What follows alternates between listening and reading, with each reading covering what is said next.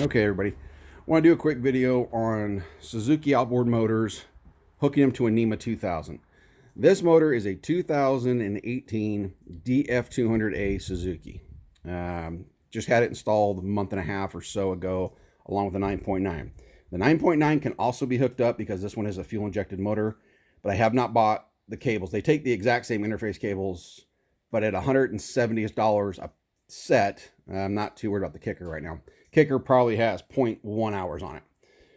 This actually has 137.4 according to the data on the screen. So what you need with Suzuki are two cables. You have an adapter, which is this here. Okay, this plugs basically into your, if you were to take this to shop and they hooked up a code reader or whatever, this is where it hooks in.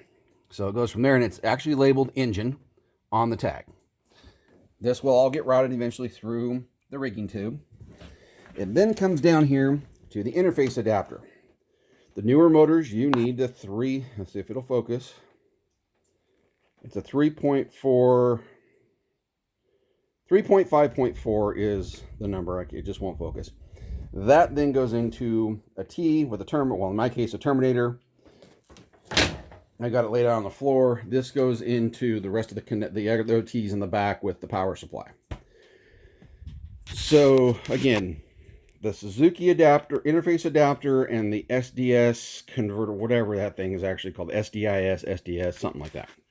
Those together with shipping, I think I got it from a company out of New Jersey called Browns Point Marine or Marina, something like that. They were about the cheapest I could find. Here locally, they wanted like 150-ish just for the interface and like another 70 or 80 for that one. I'm like, yeah, I'll wait. I'll get it myself. No big deal. So if we go up here, my key is on.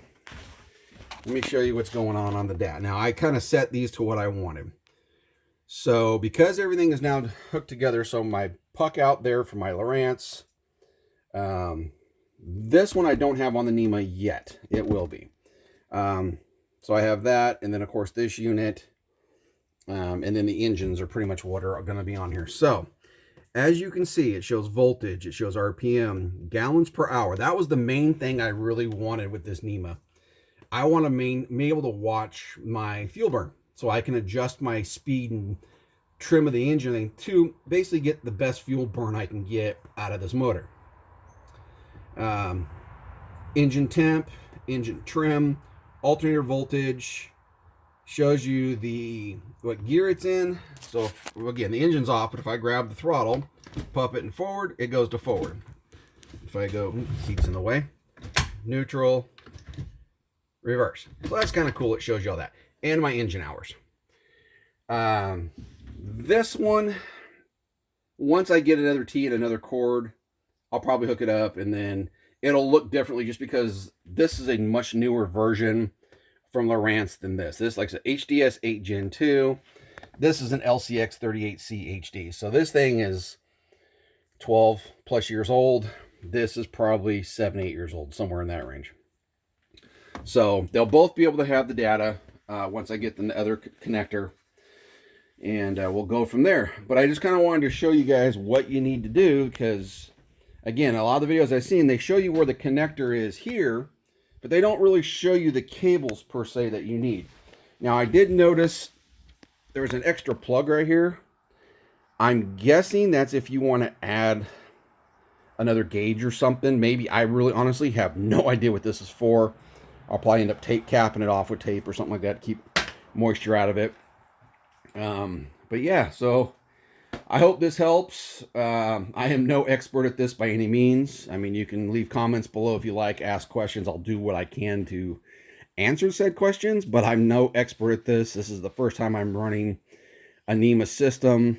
The nice thing, from what everything I know, talking with a lot of the charter guys, I mean, you can hook up tons of data with these things. You can, a lot of these guys that have the big hard tops, they'll have a unit up front, they'll have units hanging up off their tops out here, and you can run it all through the NMEA 2000 network without having to run separate transducers and all that stuff. You can just kind of link them. Now, my understanding with all that, so in this case, if I had two Lowrance HDS 8s, I only need to have one hooked up to a transducer, and it will transmit the data to the secondary one. If you're running two different brands, however, you're very limited, from what I understand, on what information can be shared because you're dealing with software issue differences. Like, so I say I had a Garmin and a Lowrance. I might get a couple things, but I doubt I would get all the information. So, I mean, it's all good. Like I said, I'm no expert. I've just done a lot of research. I've talked to several people, and I got what I want. Now, one thing, the reason I have the engine data mainly on that right unit is how you see it is about the only way I use it is with a map. Okay. There's no sonar or no transducers hooked to this, no nothing. This is just strictly a map for me now. This unit is my sonar and my major mapping. I use that basically as a backup map. The detail in this is 10 times better than what this one is. So for me to have all my data on here, I don't lose precious screen space, if you will, like I would on this one. So I still want to be able to hook it up just in case this one ever decides to say, nope, I'm not going to work anymore. I can still get all my data as needed. So it's kind of nice to have the doubles in my case. And the only reason I did the doubles, again, that one came with the boat. I got this one for a screaming deal. I did have to buy a new transducer. I bought an Airmar transducer, 130, 140 bucks, and great transducer. Absolutely love it. So yeah, so that's pretty much it, folks. Sorry to kind of keep rambling. I tend to do that sometimes. So again, if you have any questions, comments, I don't really know how much to tag things or leave things in a description. If you leave a comment, I can try to get the information for you. Also my receipt of what I bought.